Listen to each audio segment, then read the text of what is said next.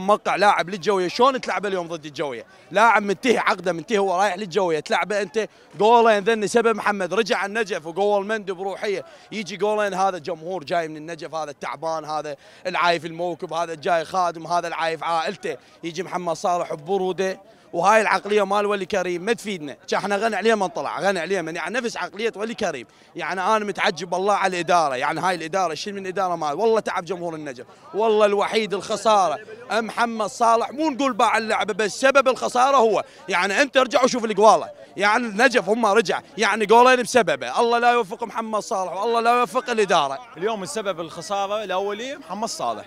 محمد صالح متفق مبدئيا انت ويا الجويه، اذا متفق مبدئيا ويا الجويه شلون تجي تلعب هنا؟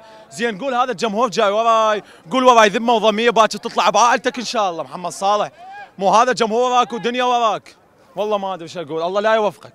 اشباه الرجال لاعبين وكادر تدريبي اكس ما يستاهلون كل هذا الاهتمام والتعب، بس باوع ايش بيه همك؟ وحق عباس عفيته مريضه بالبيت.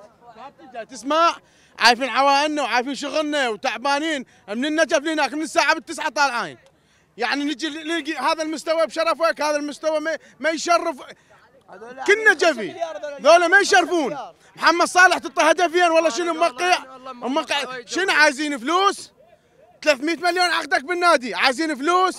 عساها بحظك ببختك انت ولي كريم، ولي كريم انت مو مدرب، كفيلك العباس وجابك يضحك عليك. وحق هذا موسى بن جعفر من الموكب بجيت، واليوم الدفنه مال الامام الحسين عفناها وجينا على مود هذا النادي.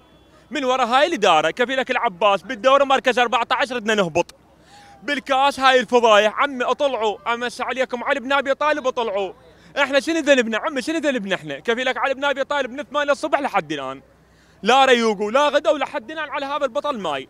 هاي من الموكب وجاي يصورني كفيلك علي بن ابي طالب. انت متوقع الجويه تسوي هيك ترجع البطل فيها كادنا وحقق هذا الكاظم محمد صالح حط جولين خلصت بس كابتن هاي القبه مال الامام علي الشور النجف، والله لا يوفقك يا محمد صالح، الله لا يوفقك، الله لا يوفقك يا محمد صالح، طالع الساعه بالتسعة وجاي لا شوف لا شور قبه الامام علي ولا شور نادي النجف، لو شور كان شور بهاي الحراميه الاداره الفلشت النادي على هاشم راس الهرم وعلي نايف وفاضل العميه، كافي عيب عليكم والله عيب، كافي ولد توصف بفلوس اختي يعني النجف معلومه جايبه جديده.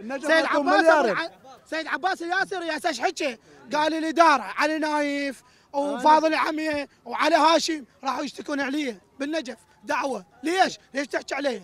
شوف انا اسولف كرياضي، يجي قاضي رياضه كفيلك العباس دمروا النادي مثل ما دمروا نفط الوسط وودوا له المظالم، النجف هم يروح للمظالم واذكركم قسما بالله اذا ما تطلع هاي الاداره من راس الهرم الاصغر واحد الفاضل عجينه يا النجف ما يسقر ولا يلعب طوبه ولا يصعد ولا ابد.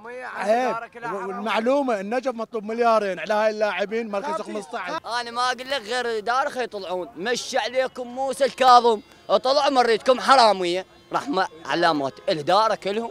اللاعبين هو هسه اتهامات على اللاعبين. اللاعبين انا ما عندي كل مشكله ويا اللاعبين زحمت.